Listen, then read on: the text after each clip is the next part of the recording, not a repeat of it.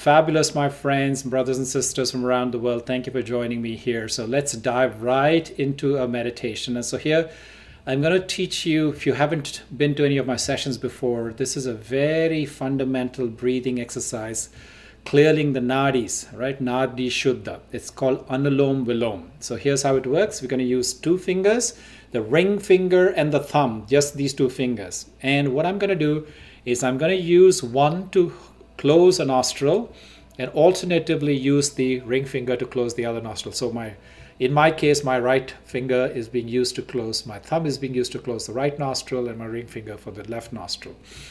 So here's how it works. We take in a breath for a count of 5, hold, exhale, switch sides, exhale from the other side, opposite side. And then as the same side as we've exhaled, I will inhale in, hold, exhale, hold, and we do like that. Okay, it's a very simple thing. This is very simple, but at the same time very powerful, because this is where you are harmonizing your Ida and Pingala. So that's your feminine and your masculine. There's so many different chemicals in your body, hormones in your body that are regulated by your breath. So A, slowing down slows down your mind, but B, as you're consciously opening up the two channels and making sure that air passage is being cleared, as we're balancing these two, we are balancing what is referred to as the Shiva and the Shakti, right? If you had been to many of my classes, I keep talking about the human soul. We, the essence of our being, consists of both the masculine and the feminine divine qualities. Okay? Now, we happen to be in this journey through time. At this time, in this segment, on this stage of the drama, we are playing a role through a male or a female costume. But by no means does that mean that we are always fixated and we are going to be only in this particular gender. So let's go ahead and together we'll breathe in for a count of 5. 5, 4, 3, 2, 1. Hold. 5, 4, 3, 2, 1. Exhale from the other side. 4, 3, 2, 1. Hold. 5, 4, 3, 2, 1. Hold. Inhale. 5, 4, 3, 2, 1. Hold. 5, 4, 3, 2, 1. Exhale. 5, 4, 3, 2, 1. Now you get the drift. I'll let you do the counting for yourself so I can focus on my own breathing. All right? So we'll check in after a set of 5 on both sides.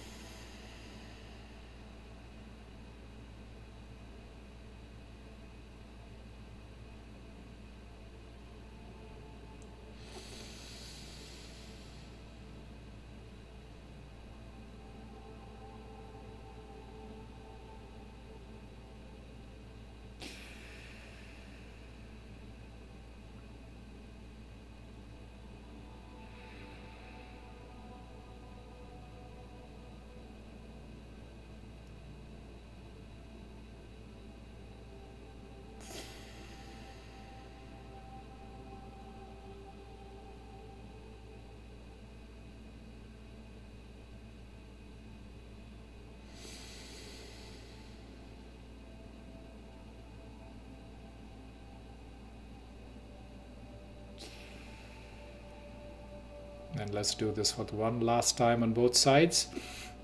Inhaling for a count of 5, holding for a count of 5, exhaling from the other side for a count of 5 and holding.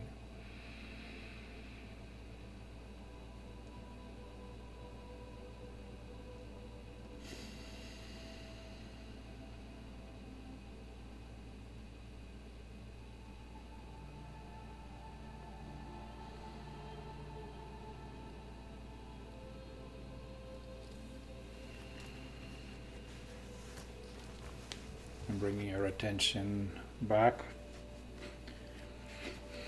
We finish that exercise and then we'll move on to the next exercise, which is the Om chanting.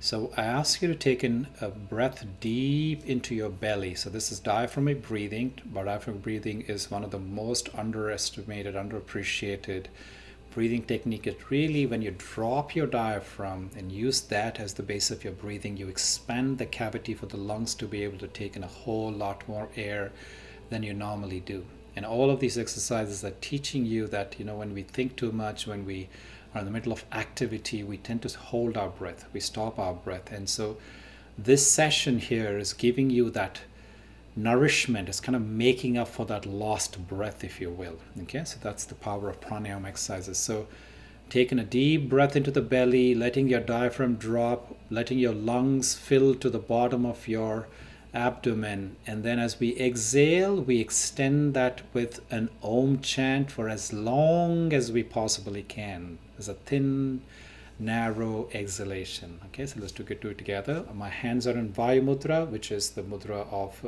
giving power to the air in the body. My tip of my index finger is touching the tip of my thumb. It's rested on my lap, palms facing upwards. Let's breathe in together. And exhale with Om.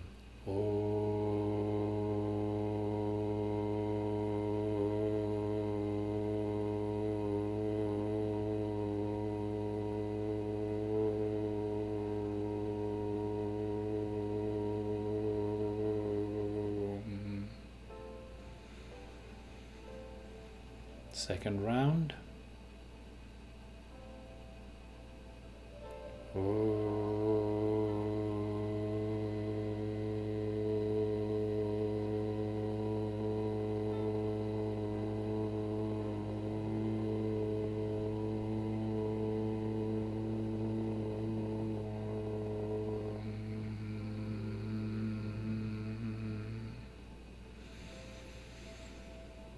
Now third and final round.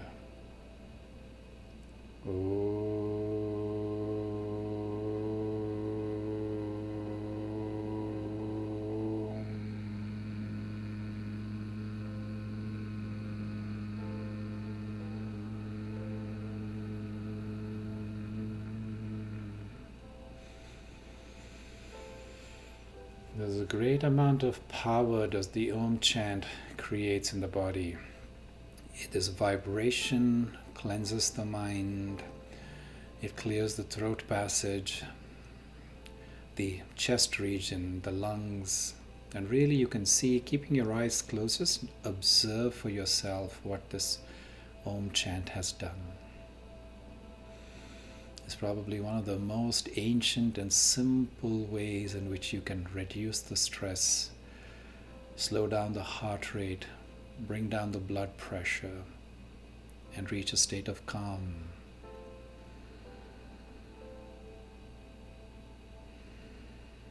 And if you can do this in a group, as I normally do in my retreats, and holding space with a group of people, and we all in synergy do the Om chant, the vibrations in the room are palpable. We can all feel, we lift up off of each other's energy. And you can feel a resonance. All right, now moving on to the third exercise in our pranayama set, the opening sequence. And in this is my favorite. If you've attended from my previous sessions, you're probably familiar with it. It is called Kapalbhati, and Kapalbhati is an exhalation that primarily focuses on the exhale, and I often use this metaphor that If you focus on the exhale, if you focus on the giving, if you focus on the letting go, the universe will give you back. You don't need to focus on the taking. Just your focus is on exhale, letting go. And this time exclusively through the nostrils. So this is how it works. And keeping my eyes closed, I want you to observe me first before you start the exercise. I'm using my diaphragm again for you.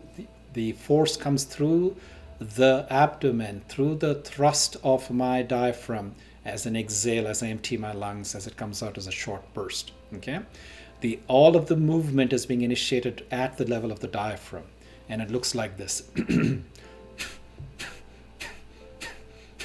Notice as I'm giving out this short punchy exhales, my shoulders are not bobbing, my head is not rocking back and forth, I'm not rolling, I'm not moving in anything else. Everything else is stationary. The only focus is on the exhale, emptying the lungs, and notice how you feel at the end of it. Okay, so we're going to do a set of 21. We'll take a break, and I'll ask you to hold your breath. And when I ask you to hold your breath, now, I've noticed that some of you are able to hold your breath for as long as I'm telling you to, but some people are saying, oh my God, Jay, I can't hold it for that long. It's okay.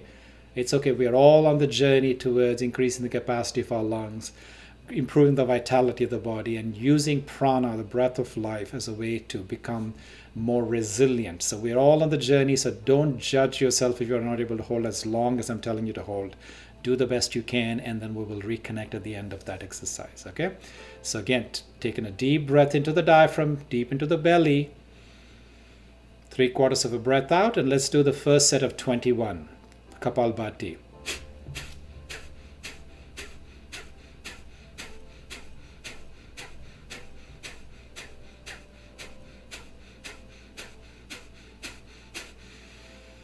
Take a pause, continue the breathing, take a break from the exercise, allowing a regular inhale.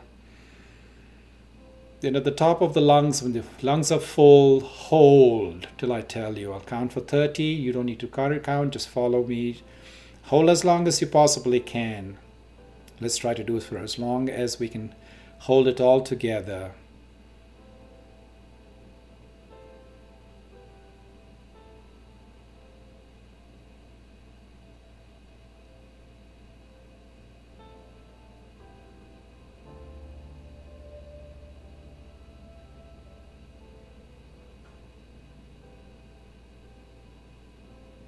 Five, 4, 3, 2, 1. Exhale. And again, a full cycle of breath in, inhaling. 3/4 of a breath out. And let's start the second set of 21 Kapalbhati.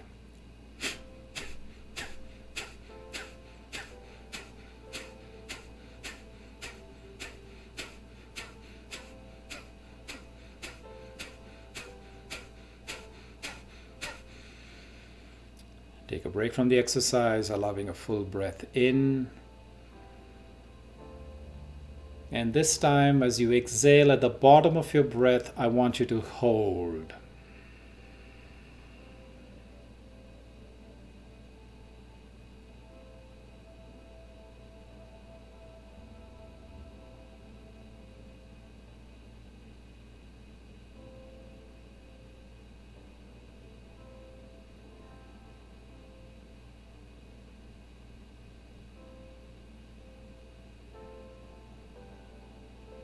Four, 3, 2, 1.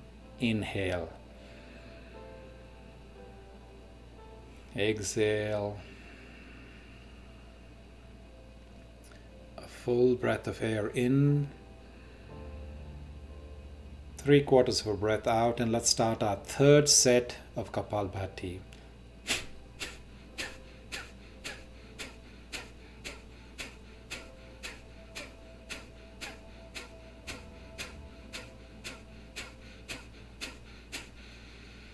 Take a break from the exercise. We're done with our third set. Taking a deep breath, and at the top of the lungs, hold.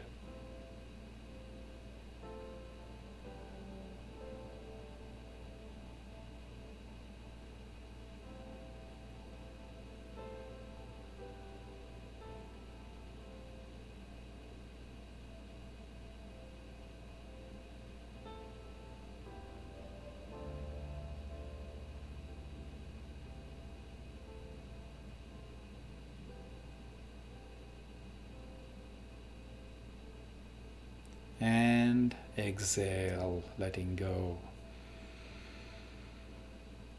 Now, regular breathing, keeping it nice and steady for a count of in for 5 and out for 5.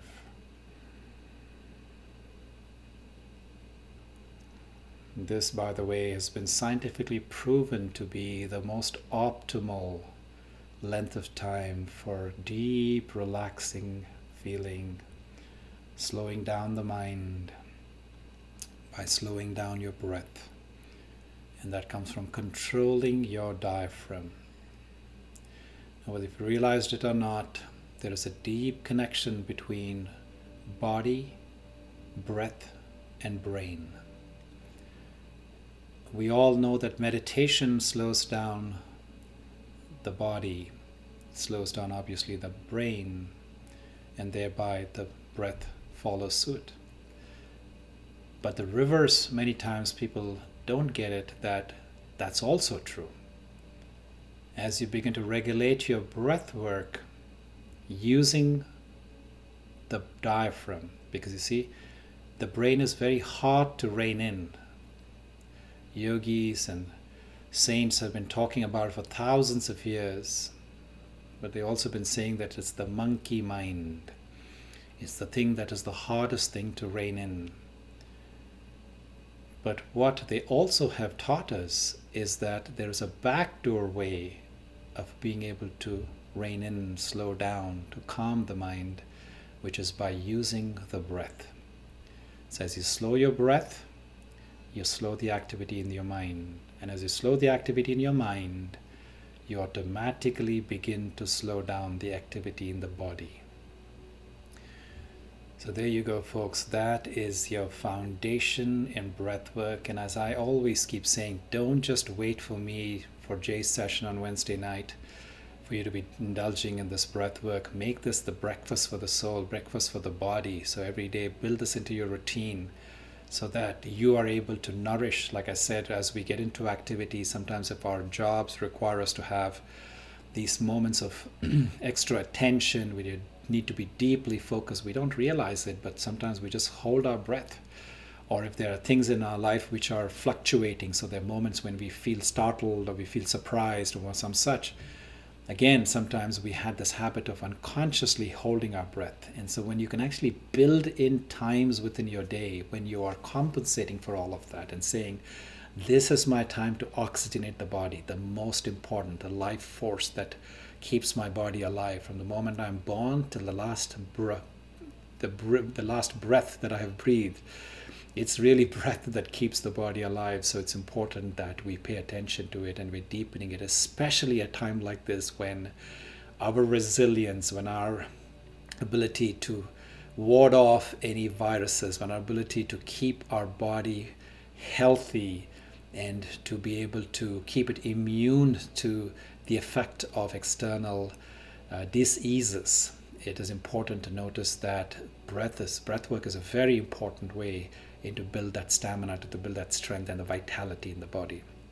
So I invite you to please keep this as something that is priority for you. Okay.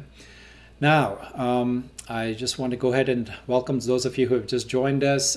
Since I've given the initial introductions, I'm going to go ahead and lay out once again, repeat the flow of events in my sessions on Wednesday night. It might be Thursday for you in your part of the world.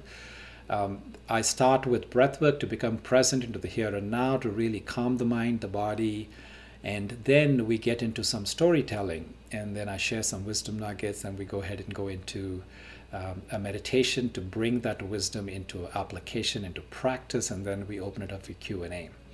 I also thank you all, those of you who have started donating, and donations are a big part of how these services are rendered. They continue to be rendered.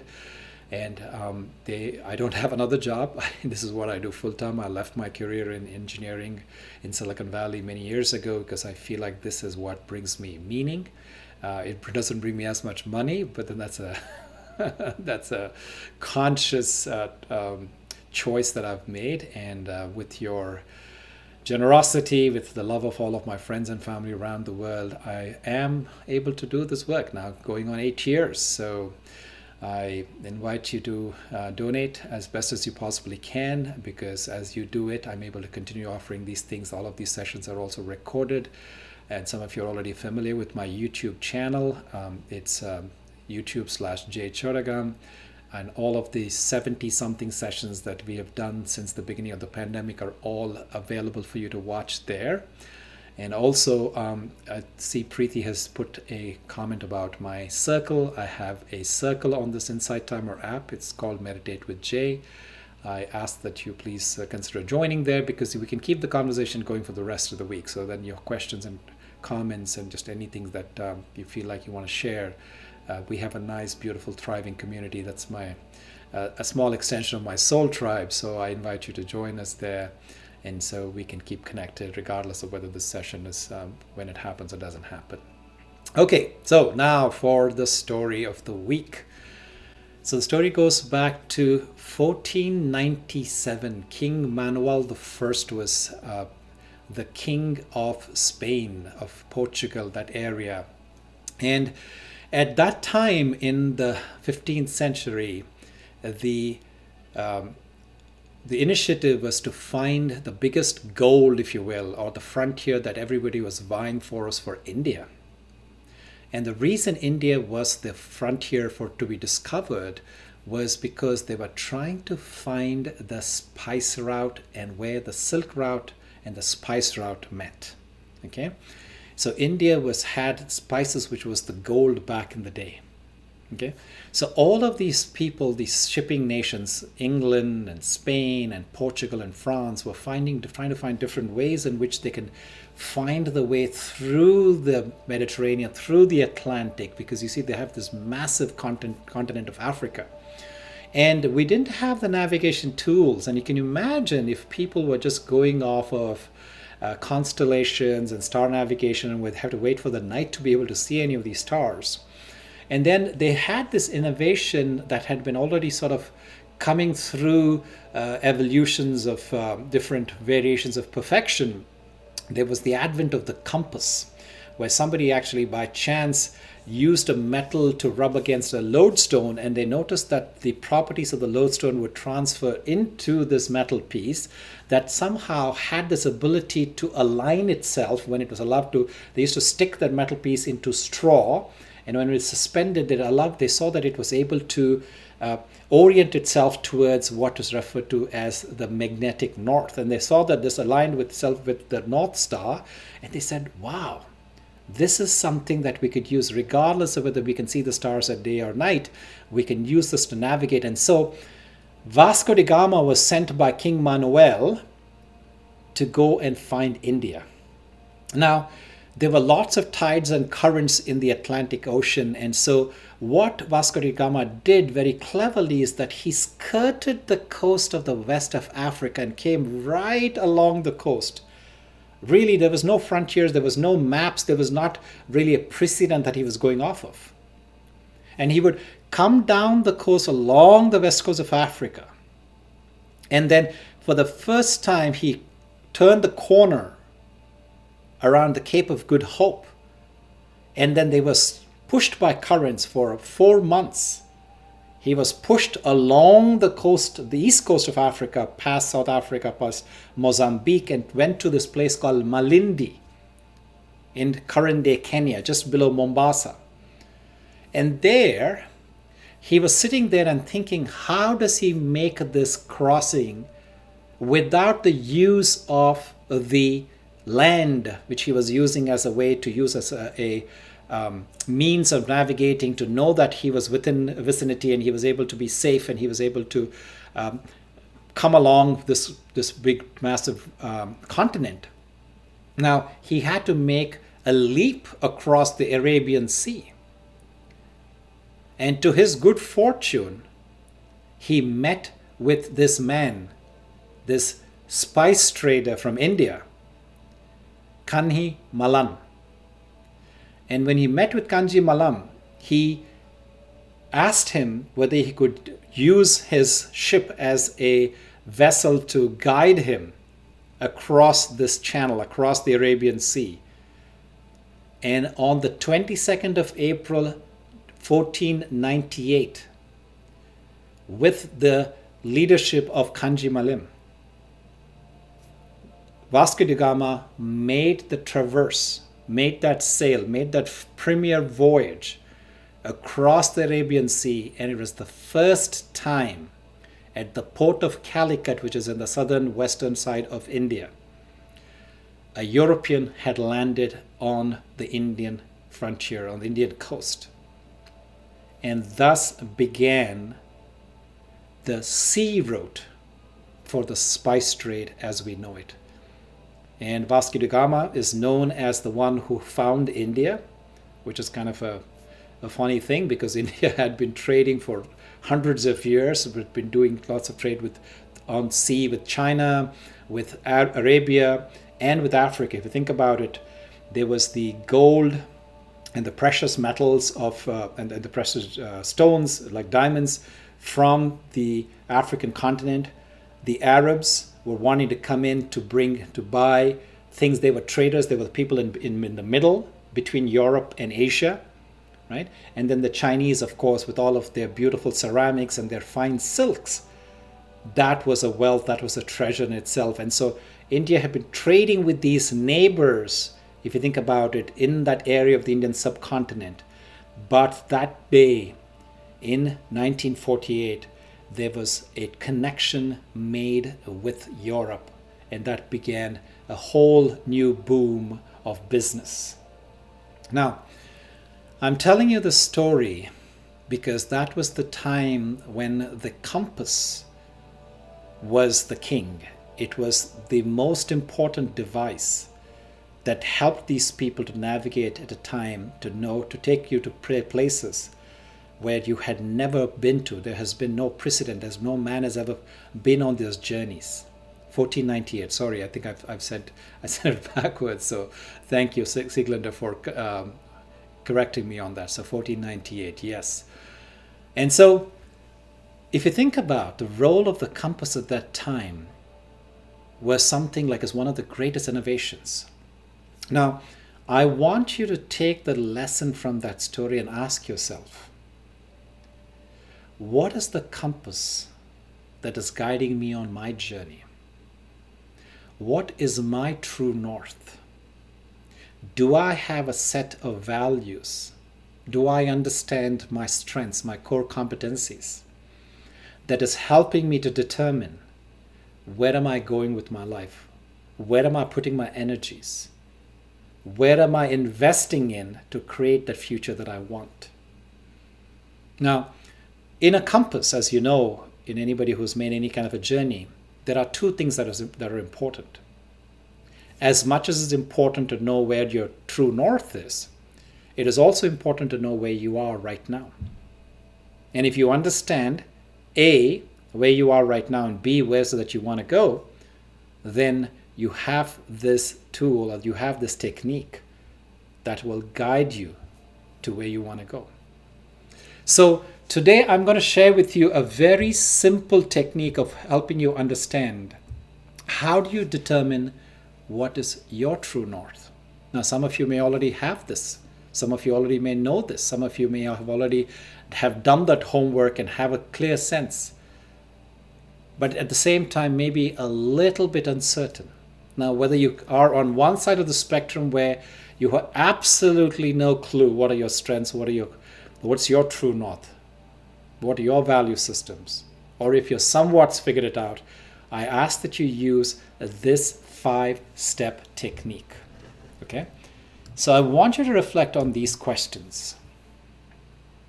Now, you might have seen people come to you. People come to every one of us. We interact with people because ultimately all interactions, I say, are stemmed in 3 things. We come to each other, we meet each other because we seek love, light, and power. Okay? Specifically, though, what is it that people come to you for? So in the process of reflecting what is your core competence and what is your core values, what is your true gift that you're here to share with the world, ask yourself this first question. Who am I? what is it that I do? What is it that I do? I'm expanding on the same point. That I feel that I have a gift. I have a special skill. I have a special talent. I feel like I've understood this to the point where I can offer it to the world. So when I say, what is it that I do? What is it that I do that I truly feel I have something to teach another? Okay, so that's your second question. And then the third question is, who do you do it for? So what are the kind of people who come to you? Are there a subset? Are there a demographic? Are there a certain kind of people, male, female, a particular race, a particular religion, a particular community, a particular geographic distribution, a particular age group, whatever the case may be? So who do you do it for? And the next question is, what do those people want or need in their life that they come to you for that? What do those people need or want that they come to you to learn that, to get that, to feel that? Okay?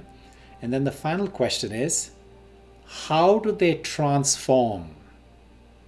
What change do they perceive in their life when they have come to you and have gotten that which they get from you?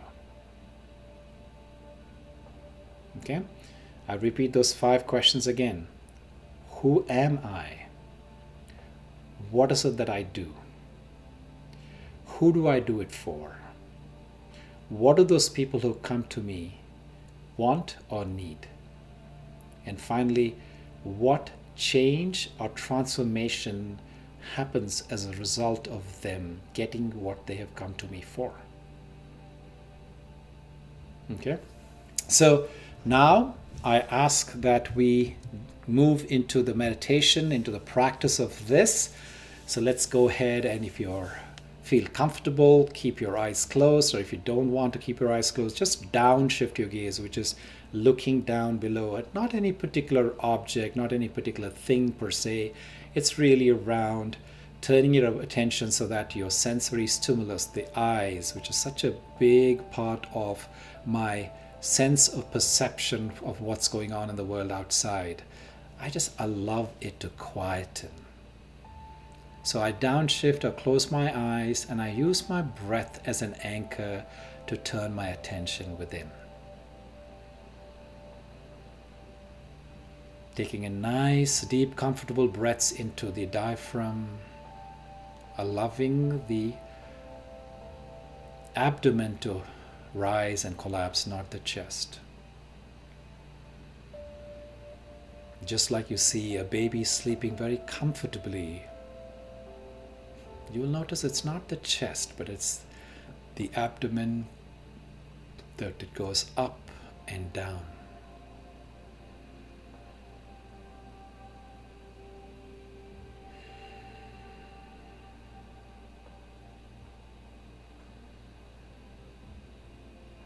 As I'm breathing in the air, I'm allowing my body to be oxygenated with the much needed life force.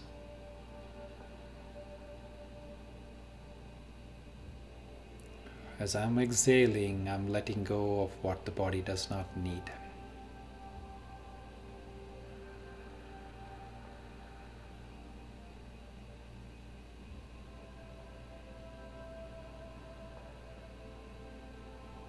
And as with each passing breath, I allow my attention to drop slightly inwards, peeling off the layers of the external world, if there's such a thing, and just sinking into pure awareness of the self. Becoming comfortable with the state of being.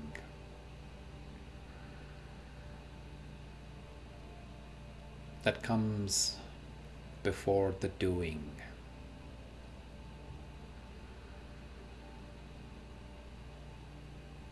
Becoming aware of the conscient being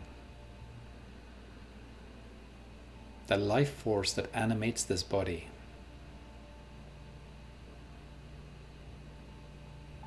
The soul that's the master of this vehicle.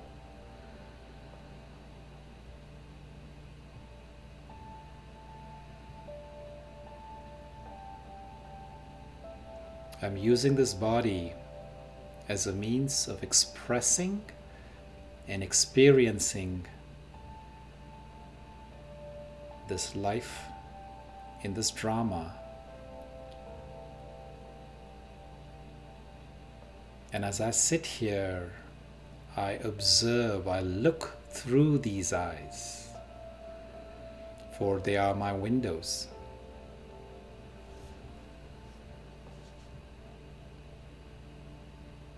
I listen through these ears.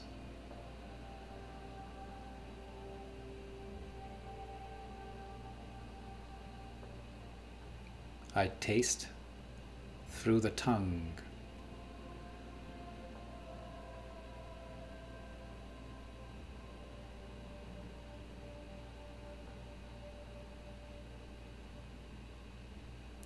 I smell through this nose.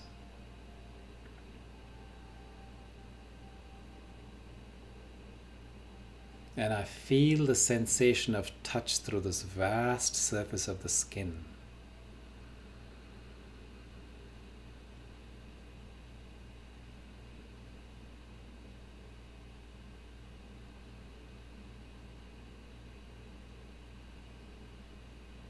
Now for a few moments, allow all of these sensations to fill your awareness as one big energy of awareness, allowing each of the sense organs to be fully alive and active. And I, the observer, am sitting back in my cockpit, in my control center, and just observing.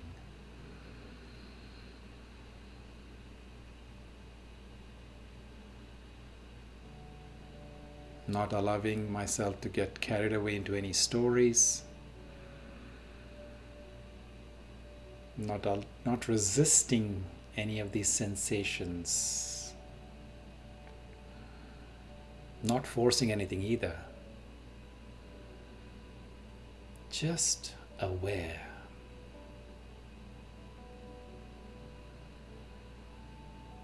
Sitting here behind these eyes, just below the brain. I, the eternal traveler, the soul,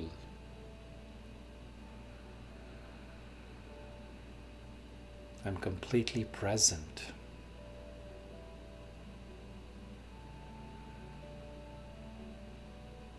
Completely in the here, in the now.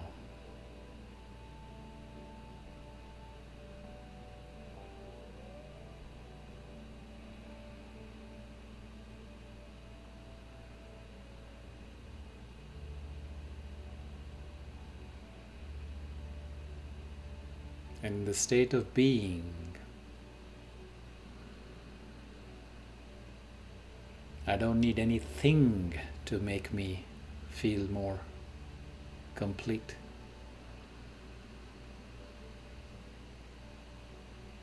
I don't need any doing to feel more complete. I don't even need any knowing to be more fully alive and present.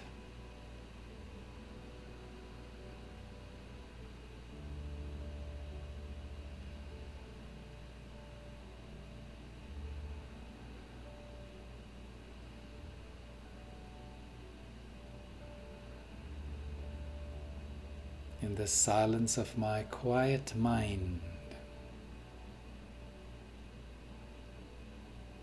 like a candle in a windless place. The self shall reveal the self to the self.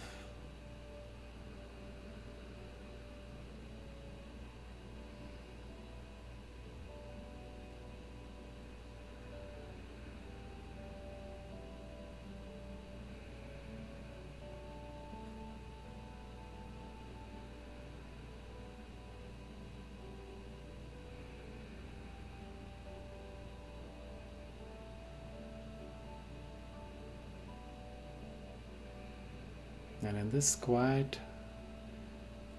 contemplative, reflective state, let me ask myself this question: who am I really?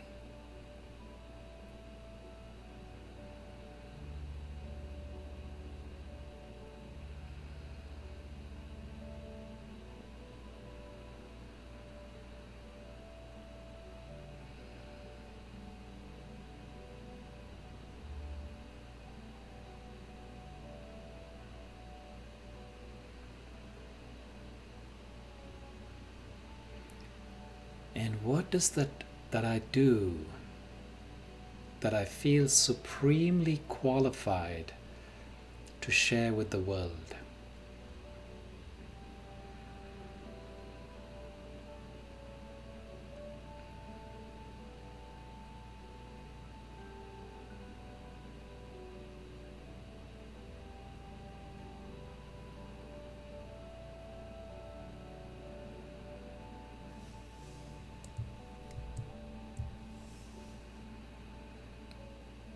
And who do I find myself sharing my gifts with?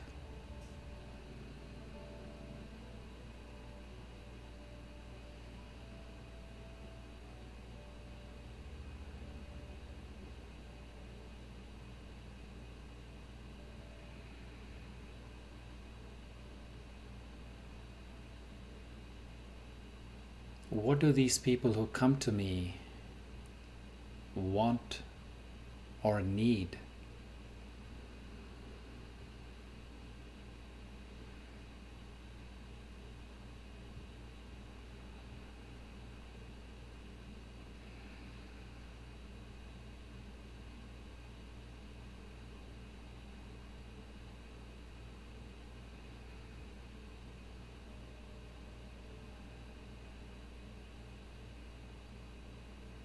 And when they come to me and get what they want or need, how does that change them? How are they transformed?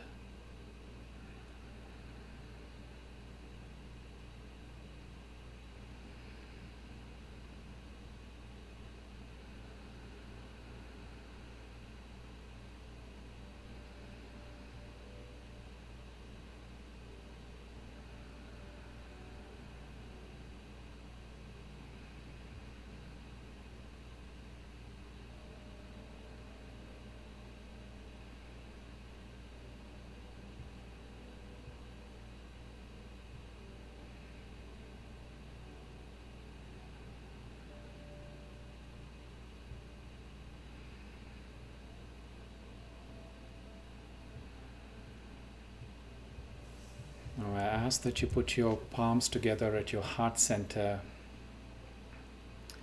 and then I want you to please create some friction by rubbing it, generating some chi or prana,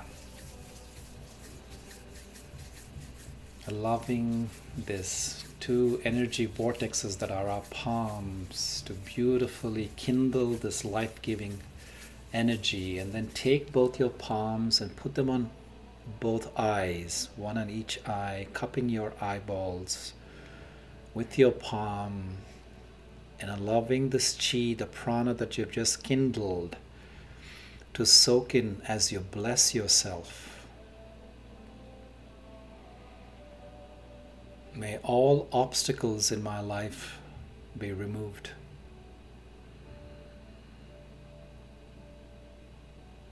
May all suffering in my life be removed.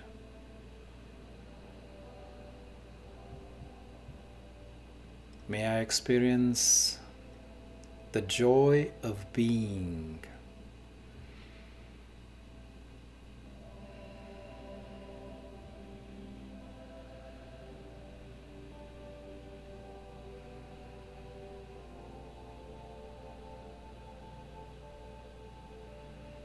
And then, as an act of compassion, turn your palms, keep your eyes closed with your palms facing outwards towards the world in front of you.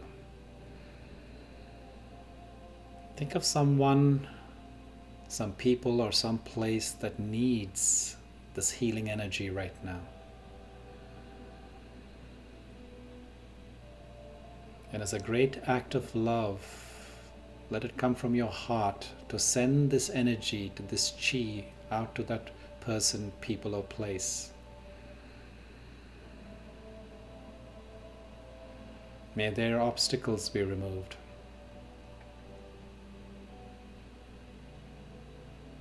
May suffering in their life be removed.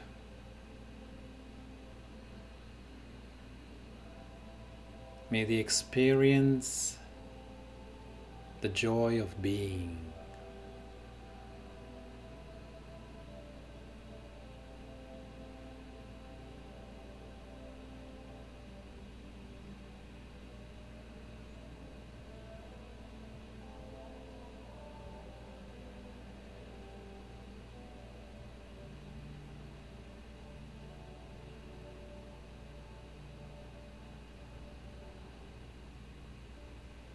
Bringing your palms back to the heart center together, let us express a deep bow of gratitude for everyone and everything that made this moment possible for me to be here and receive these gifts.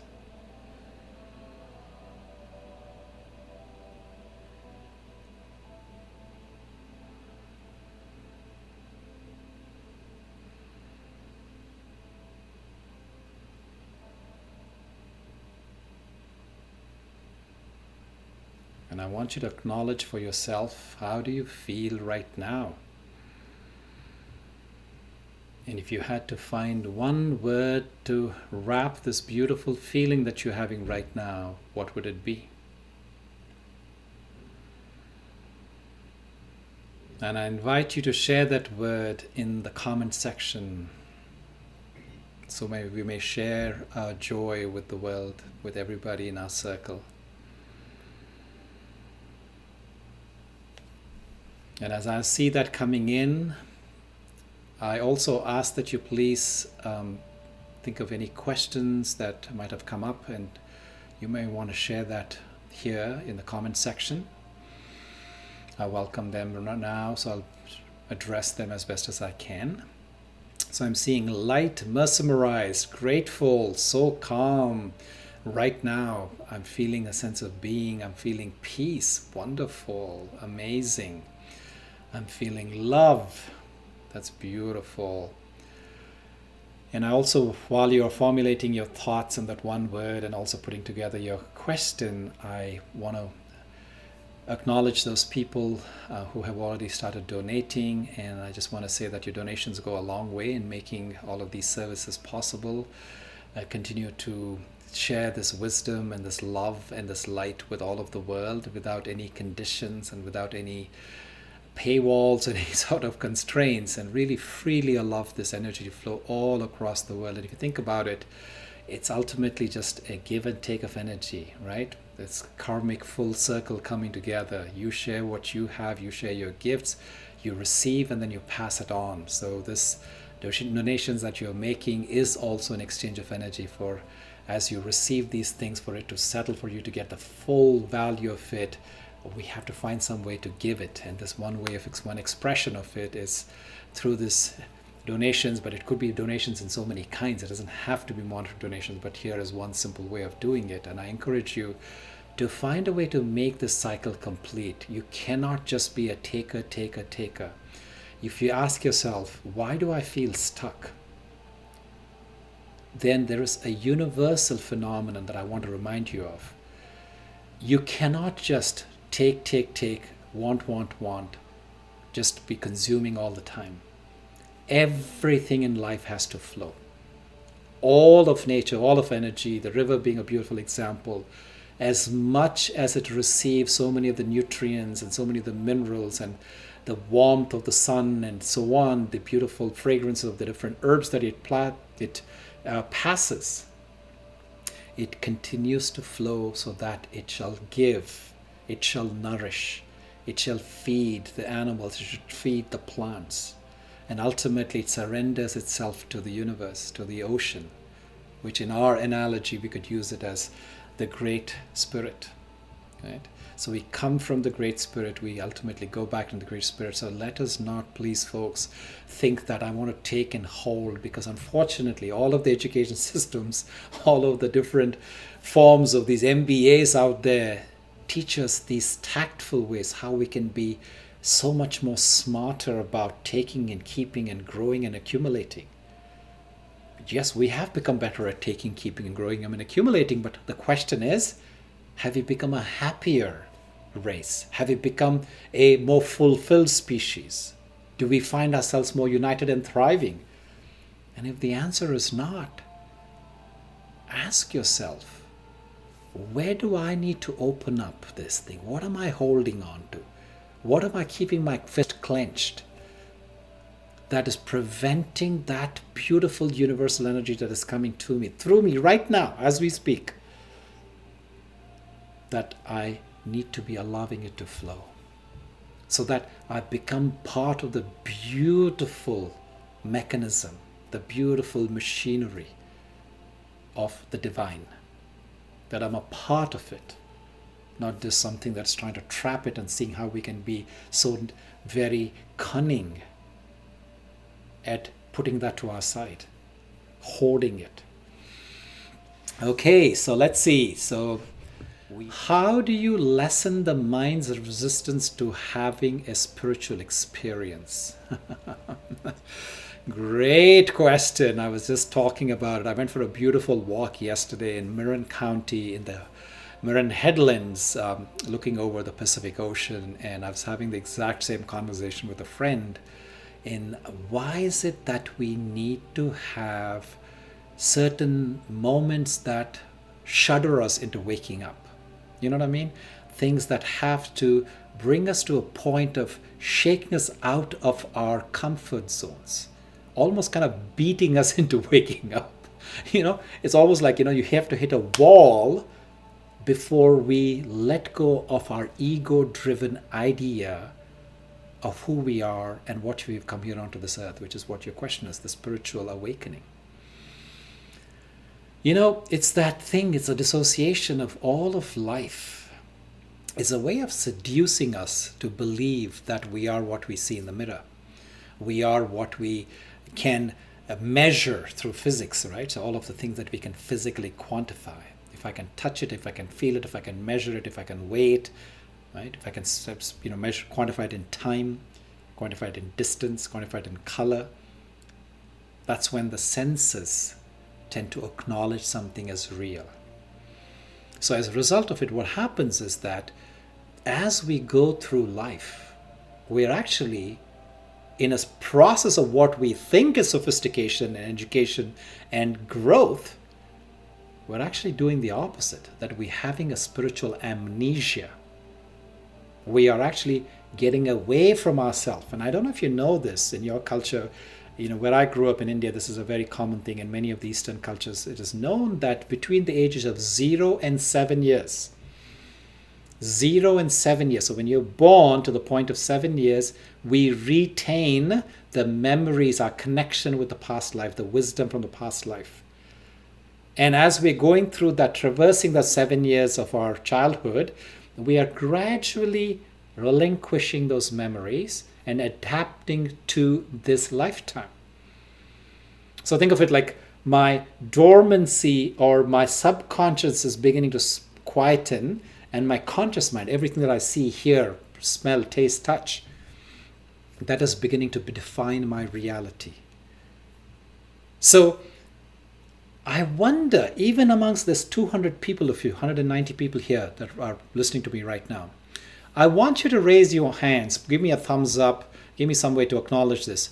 How many people in this audience, in our circle here today, have had this experience either directly as you as a child or your grandchild, who at an early age, you're having this conversation with them and boom, they drop this bombshell on you. They share some piece of wisdom, they make a comment, a statement that amazes you. You don't know where it's come from. It's clearly not come from your living room conversations or your dining room conversations.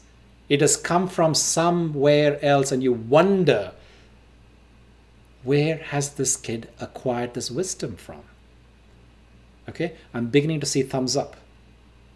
So we all, my friends, we all come with that innate wisdom. We are spiritual beings that are on this journey.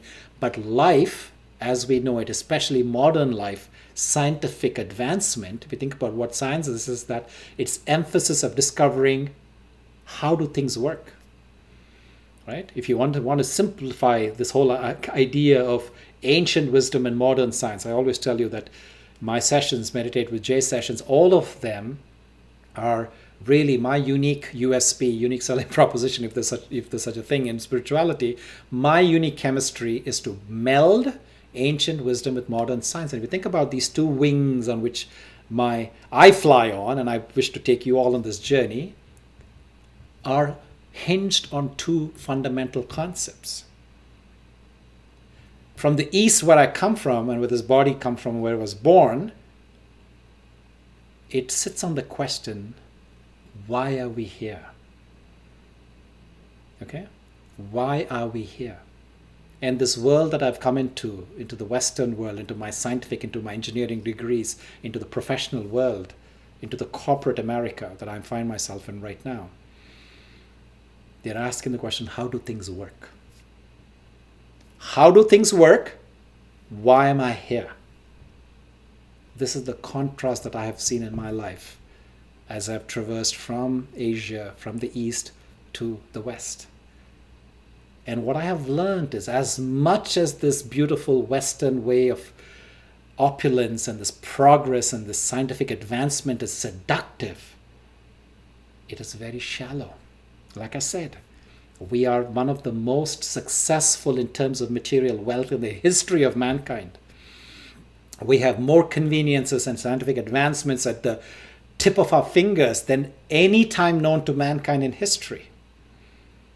And yet we find ourselves at the highest rates of depression, suicidal tendencies, and anxiety, which is why there's about 200 of you who are listening to me here right now, who, when you could be doing so many other things with your time right now. Because we're trying to re-examine the premise that society has laid out for us right now. We find ourselves being constantly bombarded with these messages that want us to define ourselves, to measure our sense of self-worth by something out there. If you don't have this, you're not complete. If you don't know this, you're not enough. If you don't look like this, you're not worthy. You will never be enough. You will never be enough. You know, how do I know that? Let me tell you, from my lifetime, I have seen some of the greatest stars that have shown on this earth. Michael Jackson, Prince, Whitney Houston, Robin Williams, the guy from Nirvana. They had everything. They had talent, they had power, they had prowess, they had swaying power. They had the ability to get whatever they wanted on this planet. And yet, I wonder why they all had those miserable deaths. Why did they choose to leave this world? They don't want any of this thing. So then the question then becomes, what's important? Where is the secret? Where is the essence of life? And that's where you begin to embark on that journey, where you realize that joy does not come from things. Fulfillment does not come from the acquisition of material stuff. And I keep saying this in every single one of the sessions, this mantra of mine. You can never be fulfilled by anything. Why? Because you are not a thing. You are spirit. You are divine energy. And divine energy cannot be satiated by material substance. Well, that was a long way to address your question. I hope that was useful. It's very important, folks, and this is very important not just for you. I ask that all of you who have given me the thumbs up and said, you've had these people, these children, these little ones who have been in your life, who have given you that inkling of that wisdom that soul has brought with it. I ask that you now, please, take it upon yourself to nurture that, to let that stay, as the world will try to teach them to ignore it. We'll ask them to get more and more fixated on the sensory stimulation. I ask that now, with this wisdom that you have connected those dots, to please nurture that, to encourage the people, the little ones, the ones you're responsible for, to let them explore that part of themselves. And yes, of course we need to understand, because I told you it's two wings. I am flying on these two wings. We need to understand how science and how the world works. I'm curious. That's why I got myself 2 engineering degrees. But not to forget the essence of who we are, where we come from, what we do, and those 5 questions that I shared with you today. Okay, let's see. Colleen has a comment here. She says, my mom told my sister she loved her. My sister said, I know, that's why I chose you. Colleen, I cannot tell you. Now, this may be startling to a lot of these 200 people who are joining us for the session today. I cannot tell you how many times I've had friends reach out to me and tell me, Jay, today my daughter woke up, my 5-year-old woke up in the middle of the night. I was still working. I was working on a project plan, and she walks into my room, and I can tell she's half asleep. She's in that state of being, lucid dreaming. And she comes into the room and she says, Mom, I want to tell you something. And Mom, instead of being surprised or shocked or whatever, she's very, being a spiritual person as well. She says, yes, tell me, what is that you want to share with me? And the little girl looks her up and say, Mom, I chose you because of how beautiful you were. So, Colleen, I'm not surprised. This is not new to me, but for many of you, it might be something that is absolutely new. We all choose the journey that we want to embark in. That's another, I can do a whole weekend workshop on that. But yes, I completely understand when your sister made that comment to your mother. Yes, and so this is something that I keep hearing. Yes, great art is created from pain. Yes, pain comes as a great teacher. Yes, Susan, absolutely. Pain comes as a teacher to wake us up and says something needs to change. Something needs to be revisited. Something needs to be re-examined to say, where have I lost my course? Where is it that I've used my compass, where my compass got stuck? Going back to the story of the founding of India that we shared at the beginning of this session. So yes, pain has come as a way for us to kind of re-examine our compass and say, where is our true north? I am considering starting retreats. Friends have been reaching out and saying, Jay, we've been cooped up at home. We've been just stuck in this place for so long. When are you going to do your retreats? And so I talked to people. I talked to some medical professional friends of mine. And so at the moment, there is a thought of starting a retreat in July 4th weekend. I know for some of you in different parts of the world, you're like, July 4th means nothing, but it's the Indian. I still catch myself saying Indian. I've been in this country for 24 years, more than half my life, and I still say, as you see, there's a subconscious Freudian slip, if you will.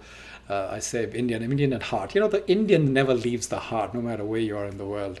But anyway, I should be proud of it, and I am. But in America, so July 4th is the holiday in America. And so I'm considering, at the moment, we're just looking at all the different parameters and seeing how the vaccination is going to progress. It's going very well right now. I've already had my first shot. Tomorrow is my second shot. So in 24 hours, I should be what they say 80% secure. So July 4th weekend, I'm looking at doing a retreat in Marin, one of my favorite places in the world. And there's a beautiful retreat center, and it's going to be limited to 20 people at the moment. So I'm talking to the owner of the place, and we're just kind of working out the logistics. I have just secured one of my most amazing vegan chef on the planet. Margarita will be our chef for that week, for the weekend. So I'm thinking of doing it Friday night. We kind of get there, arrive at 6 p.m. We do Saturday, Sunday, Monday. We leave at about midday. We do a brunch on Monday, because that's July 5th, which is a holiday for us here in America. So I'm thinking of kind of warming us into the world through that retreat, getting back into the beautiful open spaces and community, and just the beautiful whole idea of holding each other in company and in space together. So anyway, this is still plans in the works. I still have to work out a lot of the logistical details and even look at the things. So one of the criteria will be those who are vaccinated are welcome to join the retreat. Otherwise, this is too much of a risk. As you know, how do we keep in touch with you, Jay? So there's a number of different ways. You can go onto the my Meditate with Jay circle that many of you are already a part of. Please consider joining that. So we keep the conversation throughout the week alive on that. But there's also my mailing list, which there's over 1,000 of you are part of, and that can be found through the app. If you look at my profile in the app, there will be a link to my website, and you can go to the bottom of it and you can sign up for that, to my mailing list. And also I have a YouTube channel that I know some of you are already following. I have over 70 episodes since the pandemic started, that on a number of different topics about life and consciousness and awakening. The channel is called Meditate with Jay, if you don't already know it. And so there's different ways to keep in touch with me. So I will post a link to when the registration is opening up. But like I said, I still have to work out a lot of little details about it. But it looks like it's going to be a fun weekend in the woods and in the redwoods, and lots of outdoor activity. All of my retreats are a lot of inner and outer exploration. I really believe in that. I was a sportsman, like some of you know. And I traveled 61 countries. And for me, understanding cultures and, there's an outward curiosity as much as there's an inward journey that's constantly, I'm on a process of deepening. And that's what my retreats represent, those two things. Like I said, the two wings. Until I see you all again, be strong, be happy, and go spread your light and be well.